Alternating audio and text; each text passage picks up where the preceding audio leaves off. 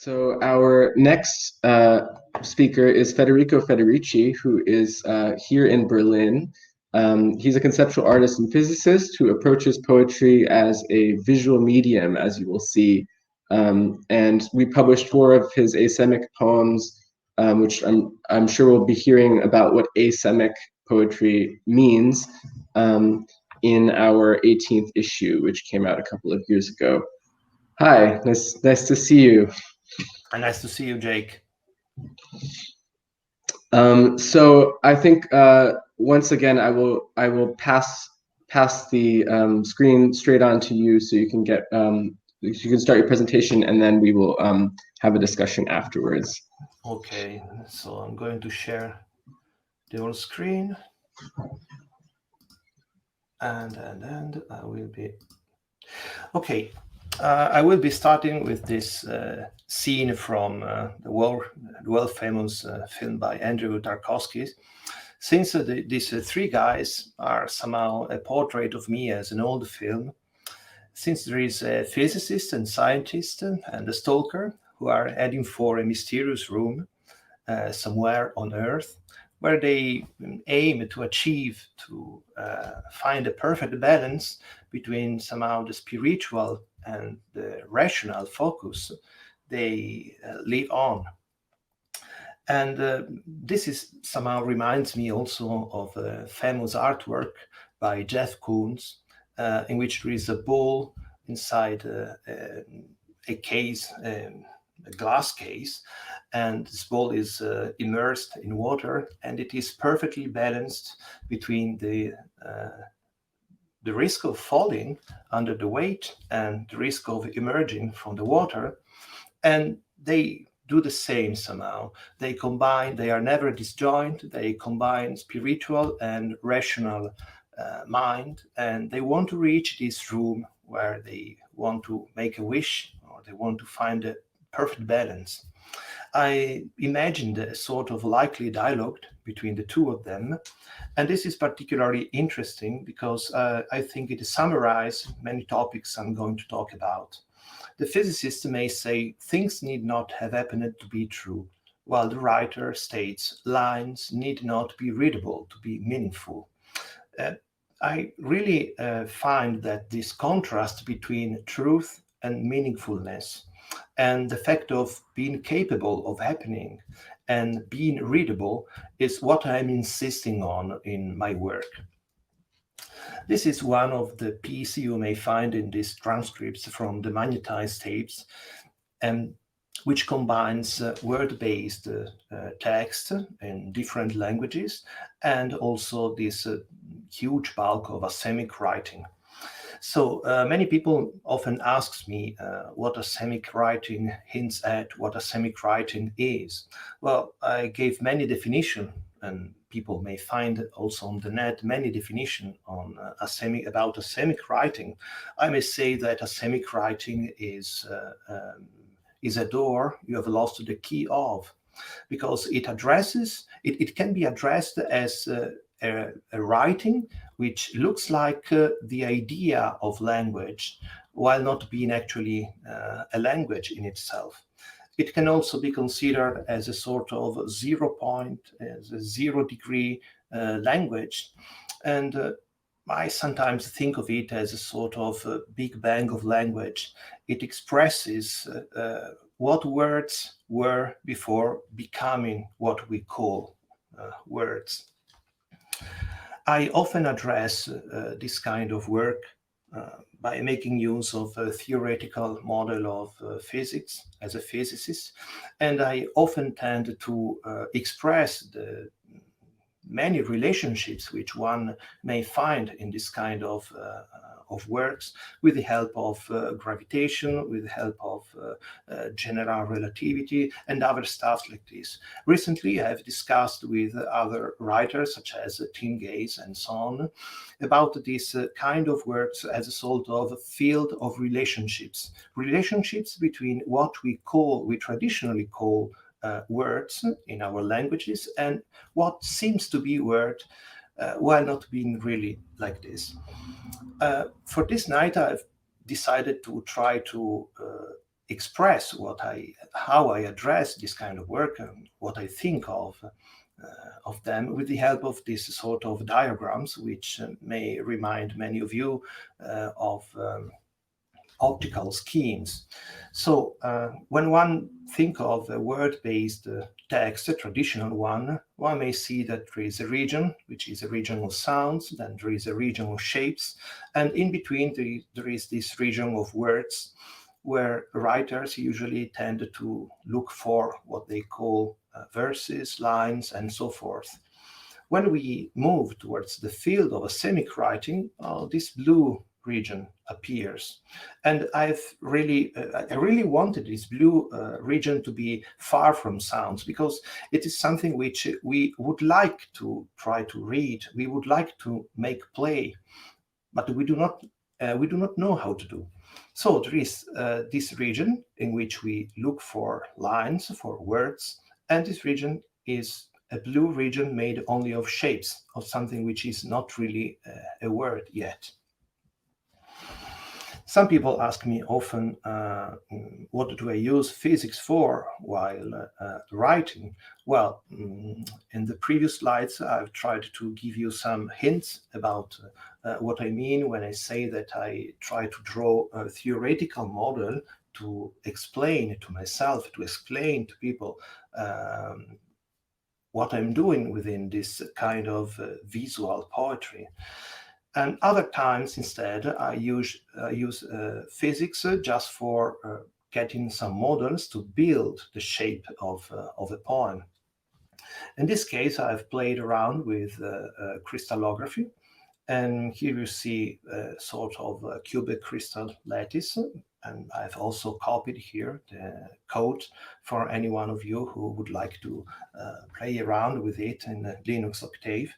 And with this in mind, I've tried to create something which is the same as this lattice, but within a text made of word, not made of asemic lines or so. I played with the Swedish language, and because I found particularly inspiring the fact that orden means order and ord is word.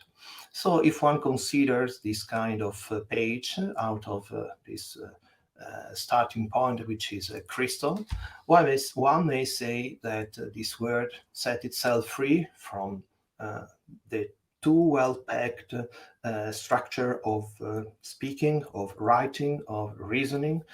Or one may also say that there is a vacancy in the text because this word set itself free.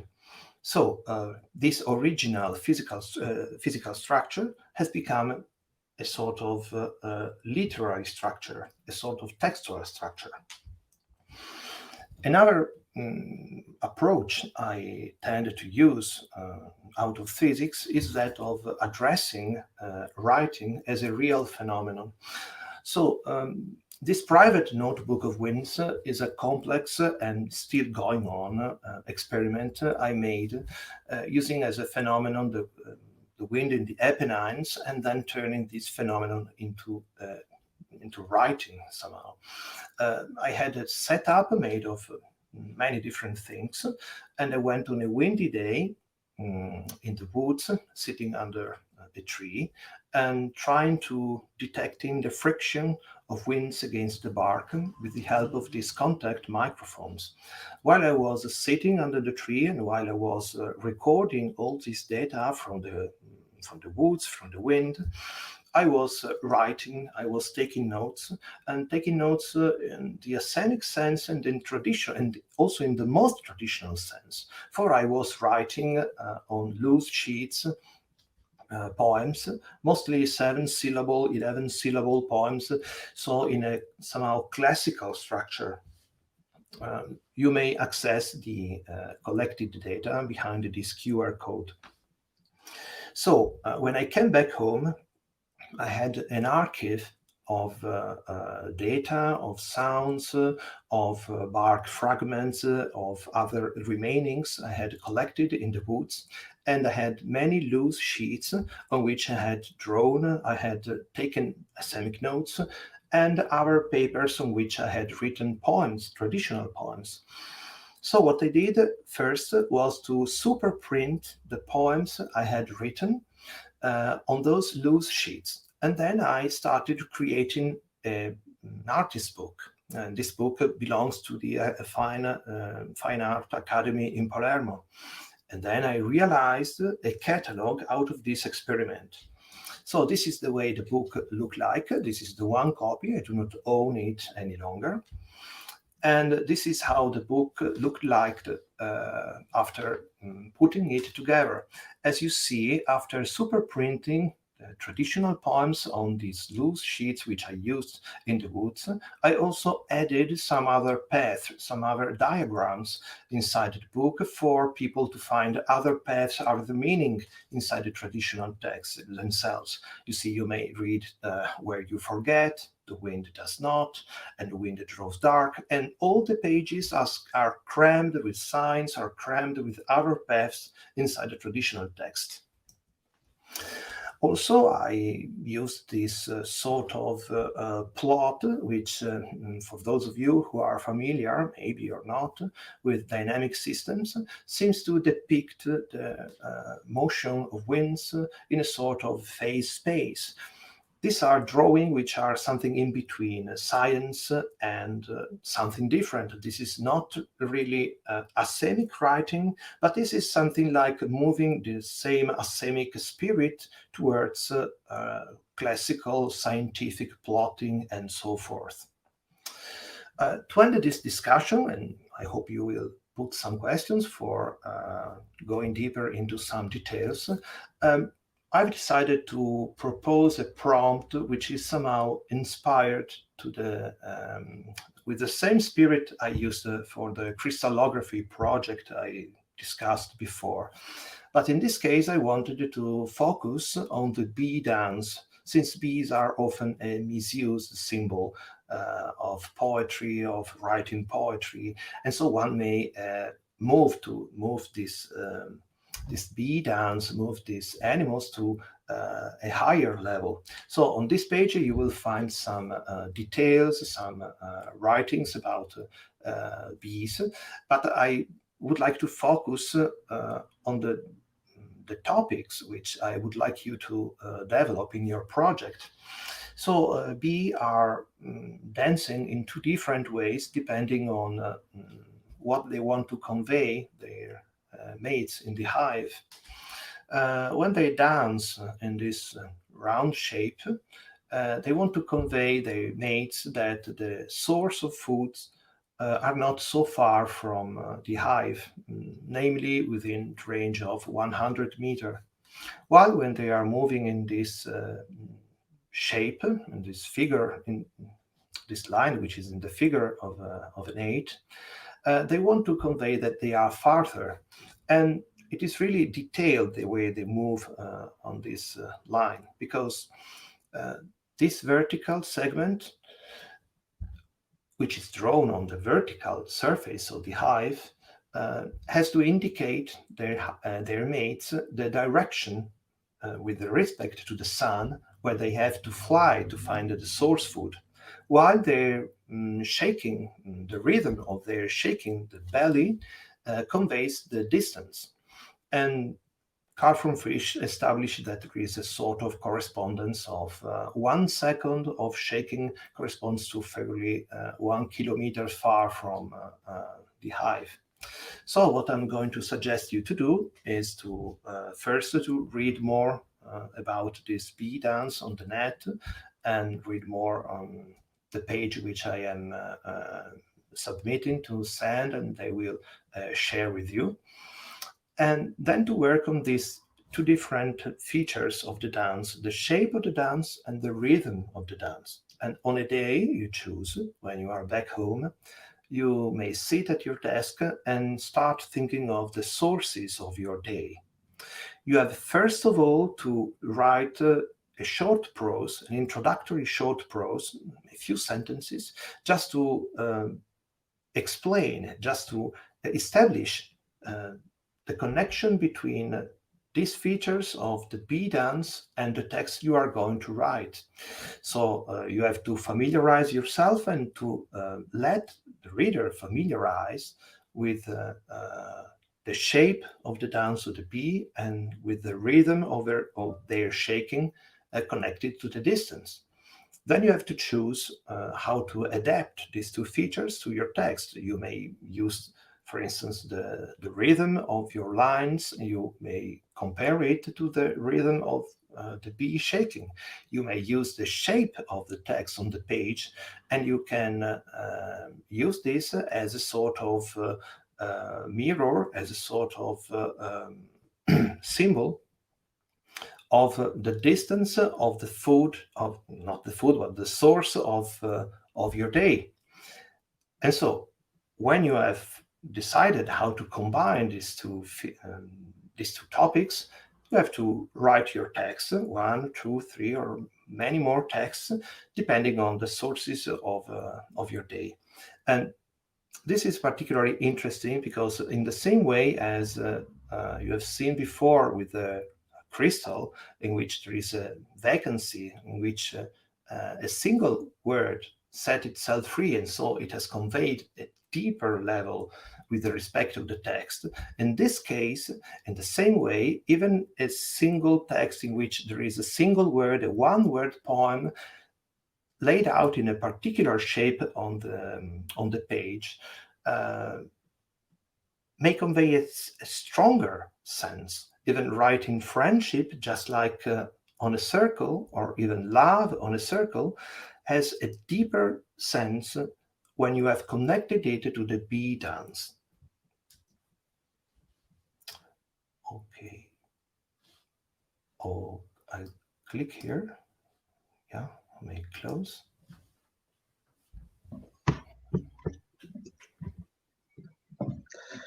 That was really fascinating. Thank you so much.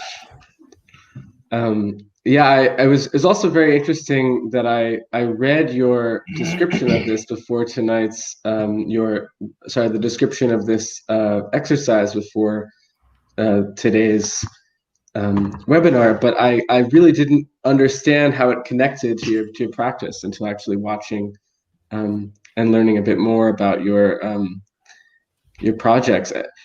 It's really fascinating how in conceptual art in general, the idea completely changes what you see, but also the visual aspect or the formal aspect has its own life. If I look at one of your books and I don't know what the concept was behind it, it's still so powerful. And I think, as you were saying, there's this sense that you want to know more. You really create this intrigue that you don't give us the answers to. Which in particular you would like me to express more about? Well, I think that's what's interesting is you've given us the key to some of your doors just now. For example, explaining the Swedish words or some of the crystallography, etc. But if I ordered one of your books and I look at it, or the things that we publish, we don't get to know those keys. Yeah, well, consider that when you face a semic, okay, you have to make a distinction between when I use word-based text, just like in crystallography, in which there are words, but they are laid out in a particular way.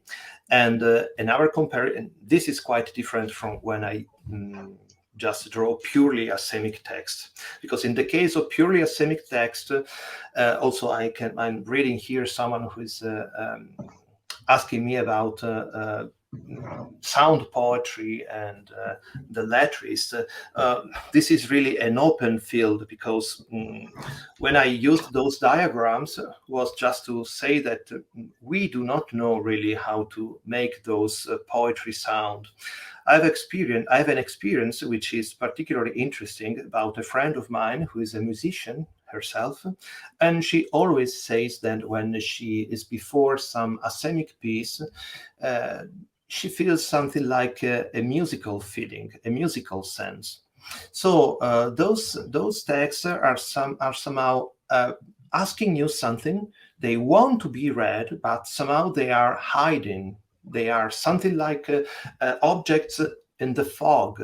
You see some shapes, you somehow hint there is something behind this fog, but you do not know exactly what is behind there. When I said about the Big Bang Theory and that the fact that I somehow feel that asemic writing has much to do about this. Okay, it's a way of trying to explain myself how to address asemic writing. When I say that they are somehow the 0 degree of writing, and when I said that they somehow express what words were before becoming words, I somehow want to say, I want to try to convey that they speak to us like words, but we do not know that we have somehow lost the code to decipher them. But while we have lost those codes, they still retain something of the original language. For when you see those pieces in which I combine different languages and I combine asemic languages, you have to consider the whole text as one. Recently, last summer, I finished the work, and I worked on this work with Peter Schneider in particular. And this work is based not on the wind, but on a glacier melting. And we were discussing this fact because I was mixing again word-based pages with word and asemic-based pages, and this was somehow helpful because we wanted to express the different phase of water. So we had ice, we had melting waters, we had water mixed with other materials, with stones and so on. And this mixture of words, languages, and this other side, which is asemic writing, which is something in which words seems to lose their meaning, while their meaning is reappearing somewhere else, was used in that case as a sort of duality of the cycle of water. So interesting. So I guess one thing I would like to sort of try to link back, because I would say that of the 4 poets that we have here tonight, you're an outlier in some way, because you're actually creating something visual rather than responding to another visual or scientific stimulus in a way that you're going from the language into the visual rather than vice versa. So I was wondering, I'm not sure exactly how to ask the question, but as you watch the previous 2 presentations, was there something parallel for you, even though obviously you're working with a very different process and a very different practice? Did you see some kind of connection between the movement from art into words and your own practice of moving from words to this kind of space without words in a visual medium? Yes, I was particularly fascinated by the practice, for instance, of taking notes.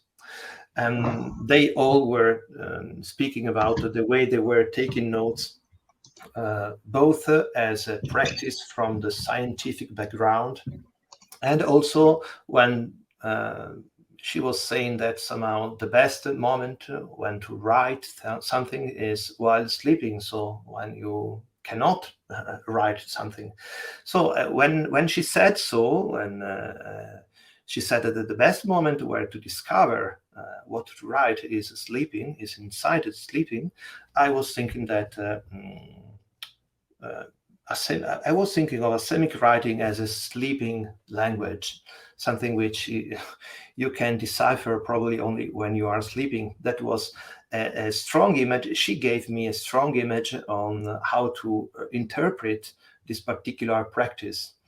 And the other side, which I really found as a contact point between what I'm doing and what they are doing is a connection between text itself and the presence of image behind the text and inside the text, the way text is built on a page and is laid out on a page according to a particular rule. For instance, when she spoke of when she was writing on the right side of the page and the left side of the page, and these two sides of the page were lining words, and you could read only one column, the other column, and you could read both columns together. Well, okay, this is another way of putting words on a page, which interests me much. Actually, it's really interesting that you mentioned that particular format, because our so this event is the first in a series, and people are welcome to do this one, the second one, or the third one, or all three. But the third event in the series is a reading with Singaporean a poetry organization called Singlet Station. And Singapore is in love with this particular poetry form that you just described, whether by accident or not. And it's called twin cinema. And it is that where we have two columns, you can read them across, or you can read each column, and there's entire anthologies of it in Singapore. So it's really interesting that you mentioned it. When I published my first poem on sand, if you can remember, you had a problem of the layout because it was a poem on 4 columns, and you had a problem of flipping the four columns for they could be read this way and this way, and that was the same problem you had. Unfortunately, I have to speed up a little bit because I've been made aware that we actually have a physical time limit, or I would just want to keep on going all night. And I know people in some time zones have to sleep. So I just wanted to read out, there was one comment, which isn't a question, from Patricia Falkenberg. And she said that when I look at some of the asemic poems you showed, I get a strong impression of a musical sheet, such as I've seen for contemporary classical music. Which I can definitely relate to. So I thought that was very interesting. So I would just love to thank you for your really, really fascinating presentation and really incredible comments. And I'm looking forward to, I wish you had more than one copy of the Notebook of Winds, because I want one. I actually looked it up and I couldn't buy it. I didn't know why. So thank you so much, Federico. Thank you, Jess. It's great to have you.